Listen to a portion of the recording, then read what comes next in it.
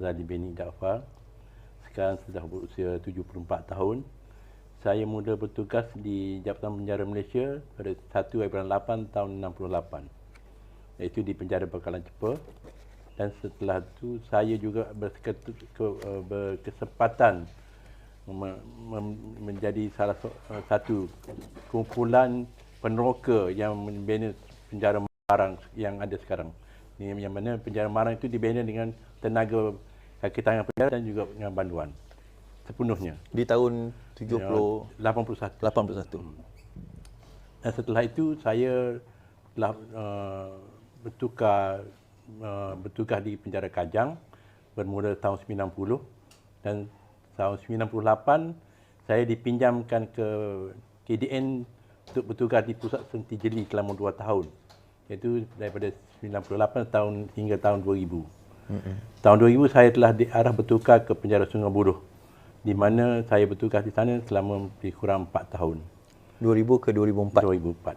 Sebagai penolong pengarah. Masa itu saya sebagai penguasa penjara dan penolong pengarah penjara Sungai Buloh lah.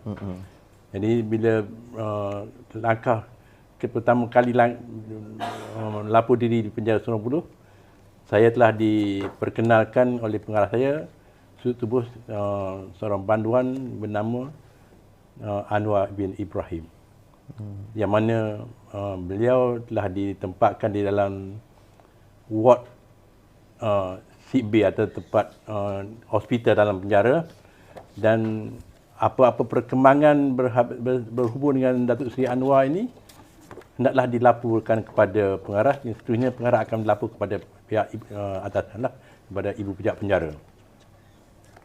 Jadi bermula saat itulah saya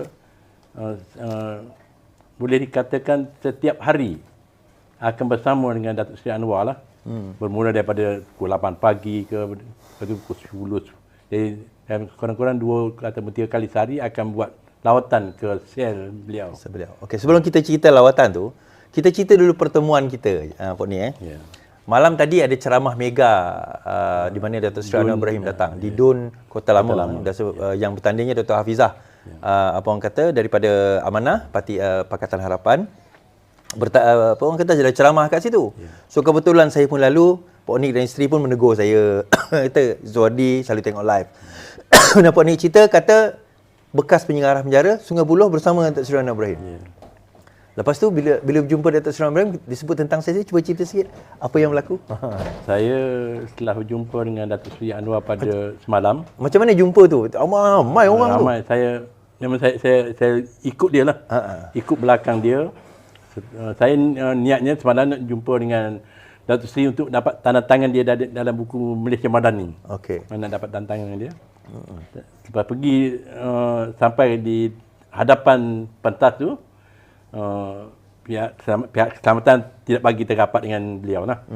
Menteri, jadi saya bagi tahu saya nak dapatkan tanda tangan PM untuk buku Malaysia Madani. Dia kata okey, saya akan bagi kat PM. Jadi saya serahkan buku pada salah seorang pegawai keselamatan tu.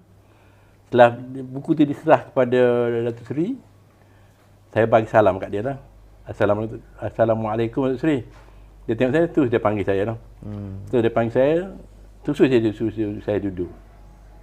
Dia tanya khabar saya. Dan dia tanya, pasal apa tak pergi Sungai Buloh? Dia masa dia buat lawatan di Sungai Buloh yang function di Sungai Buloh. Kata Sungai Buloh tak jemput saya kata. Tu ya, kita boleh jumpa kat sana dia kata. Itu jelah. Jadi selepas tangan apa buku tu, setelah Datuk saya ambil dia turun, dia nak naik pentas, saya excuse lah minta di sini dia. So bagi tahulah pasal lepas tu saya bagi tahu, saya kata Datuk Seri, saya jumpa dengan Iswadi tadi, dan Iswadi kata dia nak datang rumah nak tanya sejarah penjara Sungai Buloh dengan Datuk Seri macam mana. Boleh on ke tidak? Dia kata okey. Jadi maksudnya dapat kebenaran lah, cerita-cerita ni dapat kebenaran. Dan cerita ni kita nak bawa ni adalah cerita daripada perspektif orang yang menjaga beliau. Biasanya orang kata kalau perspektif orang yang penyokong sebagainya, Datuk Seri Anwar Ibrahim sendiri, itu mungkin bias. Tapi ini orang yang menjaga beliau. Baik, kita sambung cerita tadi. So sebaik saya tiba beliau pada 2000, tahun 2000 lah. Bukan, Pak Ni ada masa tiba 2000, dia dah masuk dah. Dia dah ada dah.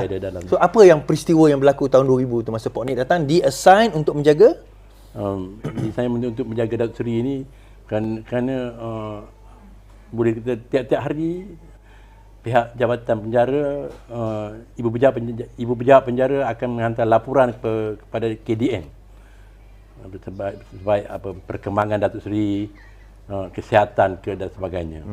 Untuk apa tujuan pemantauan dari segi kesihatan lah, sebab dia bekas timbalan Perdana Menteri kan. Apa rutin harian Datuk Seri Anwar Ibrahim, kalau Puan Nik boleh share sikit lah. Rutin Datuk Seri tak ada apa-apa, dia biasa saja. Maksudnya pagi? Pagi kadang-kadang dia buat exercise sikit untuk di dalam sel? Dalam sel dia buat exercise. Dan seminggu sekali akan ada kelas agama. Kelas agama yang mana Ustaz Datuk Ismail Hashim, Datuk Mokhtar Abdullah, Datuk Alim akan datang bergili-gili lah seminggu sekali untuk berjumpa beliau. Di mana? Di dalam sel? Di dalam pejabat peguam. Di bilik peguam. Berapa lama sesi tu biasanya? Kurang half an hour, 45 half an hour lah. Jadi dan selain itu, setiap pagi Datuk Seri akan buat kelas Hafiz Quran. Macam mana? Datuk Seri akan buat kelas tahfiz? Hafiz Quran. Dia ada satu banduan yang Hafiz akan datang ke tempat Datuk Seri belajar dengan dia. Datuk Seri menghafal Al-Quran dengan dia? Dengan dia. Banduan tu Hafiz? Hafiz. Oh. Dia ditangkap sebab apa kalau dia, tak salah?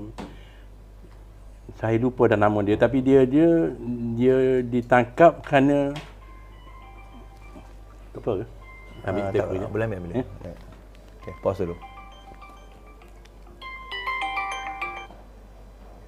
Halo? Pause bang Tengok kat WhatsApp ni. Okey. Jadi dia ni kes dia mudah saja.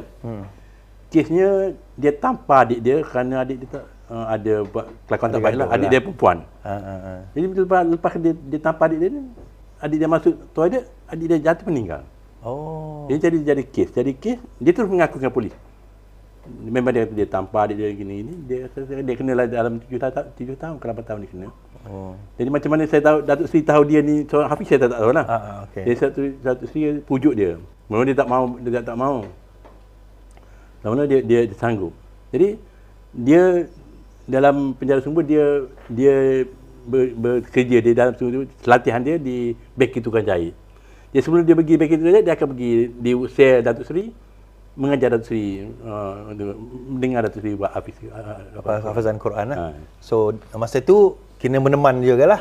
Ada orang lain jaga. Ada orang lain jaga lah. Sekali-sekali saya pergi juga lah. Sekali-sekali pergi. Pergilah. So rutin harian Puan Nik ialah kena datang dia melawat dia 3 kali sehari? Tak tentulah. Kadang 2 kali. 2 kali, 3 kali. Apa laporan yang nak dihantar kepada ni? Keadaan biasa gitu. Kalau ada luar biasa lah. Kalau keadaan luar biasa lah. Kalau tak just rutin biasa, cek biasa sebagainya lah. Dan dia selalu dapat komplain kadang pasal apa bagi pengguam jumpa tiap-tiap hari. Dia pasal Datuk Seri dia ada hak menjumpa dengan pengguam. Pasal dia banyak kes. Jadi dia kes dia buat rayuan, nak tahu perkembangan kes dan sebagainya. Jadi pengguam dia boleh datang setiap hari. Boleh datang setiap hari lah kan. Jadi dalam kejadian ni okey. Apa antara mungkin yang memori itu kemudianlah saya nak cerita ni.